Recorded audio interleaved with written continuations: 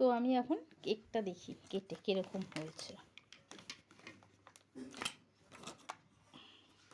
দেখো কি সুন্দর হয়েছে কেকটা, পিছন দিকটা সুন্দরভাবে ঢেলে নিয়েছি।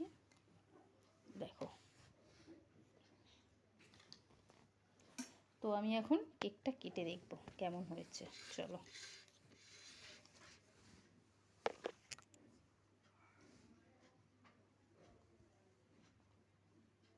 হাতে ফোনটা ধরো না, তাই কাটতেও অসুবিধা হচ্ছে, বাড়িতে যদিও কেউ নেই।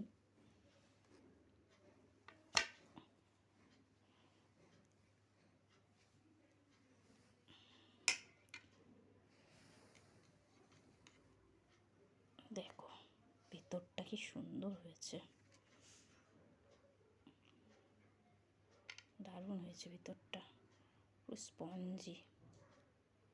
আশা করি খেতেও ভালো হবে।